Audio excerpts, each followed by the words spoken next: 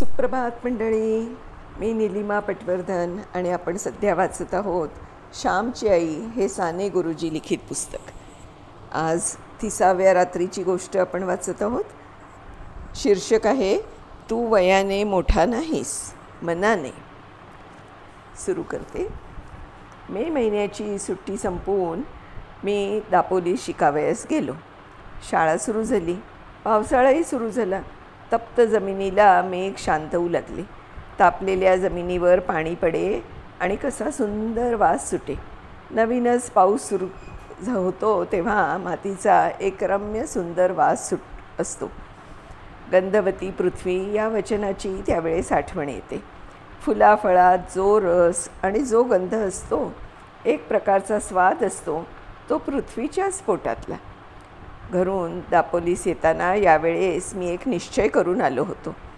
सुट्टीत घरी असताना एके दिवशी लहान भाऊ नवीन सदऱ्यासाठी हट्ट धरून बसला होता. त्यावेळेस त्याची समजूत घालताना आई म्हणाली, तुझे अण्णा दादा मोठे होतील, रोजगारी होतील, मग तुला 6 महिन्यांनी नवीन सदरा शिवतील. आता नको हट्ट धरू. मित्रांनो, माझ्या लहानपणी कपड्यांचे बंड फार माजले नव्हते. आम्हाला कोट माहीतच नव्हता. कित्येक दिवस सदराही 1-2 वर्षांनी नवीनच मिळावयाचा.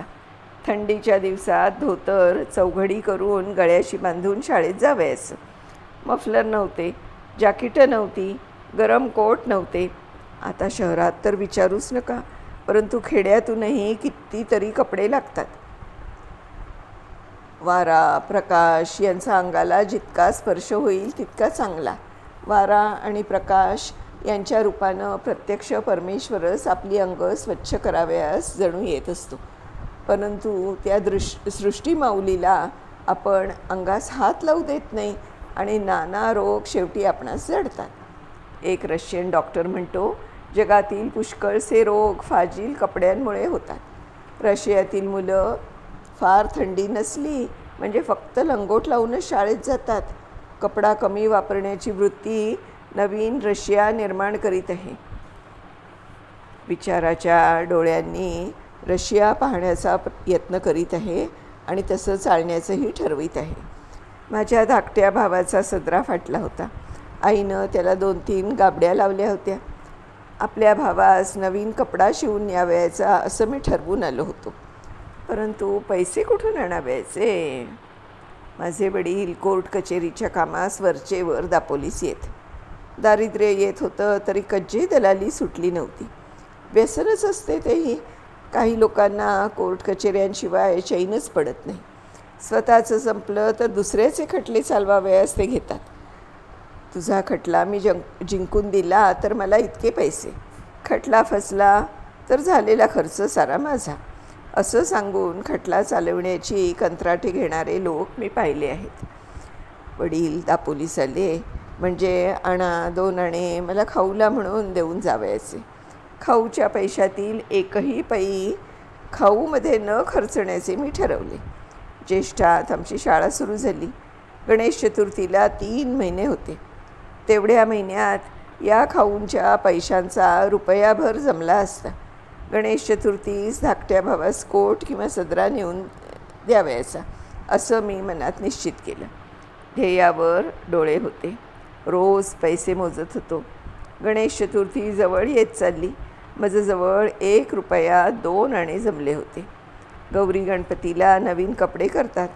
आपल्या गावातील मुलांना त्यांचे आईबाप नवीन कपडे शिवतील, परंतु माझ्या भावास कोण शिवेल? माझ्या भावाला मी शिवून देईन. मी शिंप्याकडे गेलो. माझ्या भावाच्या वयाचा एक मुलगा मी बरोबर घेऊन गेलो. त्याच्या अंगाचा कोट शिवावयास मी सांगितलं. 2 वार कापड घेतलं, अर्धा वार अस्तर घेतलं. कोट तयार झाला. जवळच्या पैशात सारा खर्च भागला. तो कोट हातात घेतला तेव्हा माझे डोळे अश्रूंनी न्हाले होते. नवीन कपड्याला मंगलसूचक कुंकू लावतात, परंतु प्रेमसूचक अश्रूच मी त्या कोटावर शिंपडले. मी घरी जाण्यास निघालो. पाऊस मी म्हणत होता. मी ज्यांच्याकडे राहिलो होतो ते म्हणाले, पावसा पाण्याचा जाऊ नकोस रे, नदी नाल्यांना पूर आले असतील. पिसईच्या पर्या सोंडेघरचा पर्या यांना उतार नसेल. आमचे ऐक. पण मी कोणाचे ऐकले नाही. हृदयात प्रेमपूर आला होता. तो नदी नेल्यास थोडीच भीक घालणार. नवीन कोट बांधून घेऊन मी निघालो. पंख असते तर एकदम उडूनच गेलो असतो. चालण्याचे श्रमच वाटत नव्हते मुळात. सुखस्वप्नात दंग होतो. आईला किती आनंद होईल या कल्पनेत मी होतो. एक नानेटी माझ्या पायाजवळून उडी मारून गेली. नानेटी म्हणून एक सापाचा प्रकार आहे. तिचा हिरवा रंग असतो. नानेटी उड्या मारीत जाते. मला जरा भीती वाटली. जपून चालू लागलो. पिसईचा पर्या दुथडी भरून वाहत होता. त्याच्या पाण्याला ओढ फार. काय करायचं? आईचं नाव घेतलं आणि शिरलो पाण्यात. हातात काठी होती. पुढे काठी टाकावयाची आणि मग पाऊल टाकावयाचं. मी वाहून जाण्याच्या बेतात होतो, परंतु कसा बसा बाहेर आलो. देवालाच माहीत कसं झालं ते. माझे प्रेम मला तारीत होते. इतर नदी नाल्यांना प्रेमाने भेटावयास जाणारा तो नाला, तो मला कसा बुडवील? मी माझ्या भावास भेटावयास जात होतो ना. त्या नाल्या इतकाच उत्सुक होतो. धावपळ करीत होतो. त्या नाल्याप्रमाणेच मीही हृदय भरून येऊन जात होतो. रस्त्यातील खडी वर आली होती. सुयांसारखे दगड पायांना खुपत होते. परंतु माझं तिकडे लक्षच नव्हतं. अंधार होण्यापूर्वीच घरी जाण्याची धडपड चालली होती. परंतु वाटेतच अंधार पडला. कडाड कडाड आकाश गरजत होतं. विजा चमचम करीत होत्या. खळखळ पाणी वाहत होतं. त्या पंचमहाभूतांच्या नाचातून मी चाललो होतो. शेवटी एकदाचा मी घरी आलो. ओलाचिंब होऊन गेलो होतो. आई, मी बाहेरून हाक मारली. हवेत फार गारठा आलेला होता. वडील संध्या करीत होते आणि आईने शेगडीत निखारे शिकण्यासाठी दिले होते. अण्णा आला. आई, अण्णा आला. धाकट्या भावाने दार उघडले. दोघे लहान भाऊ भेटले. इतक्या पावसातून श्याम कशाला आलास? सारा भिजलास ना? आई विचारू लागली. सोंडे घरच्या कर्याला पाणी नव्हते करे? वडिलांनी विचारलं. हो होते ना, पण मी आलो कसा तरी, मी म्हटले. त्या दिवशी एक बाई वाहून गेली हो त्यातून, वडील म्हणाले. गणपतीची कृपा. बरे, ते कपडे काढ, कडक पाण्यानं आंघोळ कर, आई म्हणाली. मी आंघोळीस गेलो. धाकट्या भावाने माझे लहानसे गाठोडे सोडले. लहान मुलांना सवयच असते. त्यांना वाटत असते की काहीतरी आपल्यासाठी आणलेलं असेल. परंतु मी माझ्या भावंडास काय आणणार? कोणता खाऊ आणणार? कोणतं खेळणं आणणार? कोणतं रंगीत चित्राचं पुस्तक देणार? मी गरीब होतो. परंतु माझ्या भावास त्या गाठोड्यात काहीतरी सापडलं. त्यात कोट सापडला. नवीन कोट. तो कोट नव्हता, ते हृदय होतं. ते प्रेम होतं. ती आईची फलद्रूप झालेली शिकवण होती. अण्णा, हा लहानसा कोणाचा कोट? हा नवीन कोट कोणाला रे?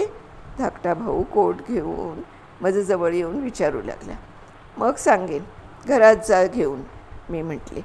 आई, हा बघ कोट. हा काही अण्णाच्या अंगाचा नाही. हा मला आणला. होय आई? धाकटा भाऊ आईला विचारू लागला. आईने कोरडे धोतर दिले.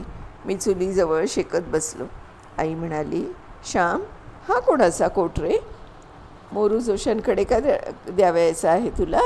कापातल्या मुख्याने पाठवला असेल, वडील म्हणाले. नाही, हा मी पुरुषोत्तमसाठी शिवून आणला आहे, मी म्हटले. आणि पैसे ते कुठले रे? कोणाचे कर्ज काढलेस का फीचे दबडलेस? वडिलांनी विचारलं. कोणाच्या पैशांना हात तर नाही ना लावलास? आईनं कातर स्वरात विचारलं. आई, त्या दिवशी तू सांगितले होतेस, हा पहिला आणि शेवटचा हात लावलेला. ते मी विसरेन का? मी कर्ज काढलं नाही, चोरलेही नाहीत, फीचेही खर्चिले नाहीत, मी म्हटले. मग उधार का शिवून आणलास श्याम? वडिलांनी विचारले. भाऊ, तुम्ही मला खाऊला आणा 2 आणे देत असता, ते मी जमवले. गेल्या 2-3 महिन्यांचे सारे जमवले. त्यातून हा कोट शिवून आणला. आई म्हणत असे, तुझे अण्णा दादा मोठे होतील, मग तुला नवीन शिवतील कोट. मी मनात ठरवले होते की गणपतीला नवीन कोट आणावयाचा. पुरुषोत्तम, बघ तुला होतो का रे? मी म्हटलं. अण्णा, हा बघ छान होतो आणि आतलाही खिस्सा आहे, आता माझी पेन्सिल हरवणार नाही. आई बघ, पुरुषोत्तम आईला दाखवू लागला.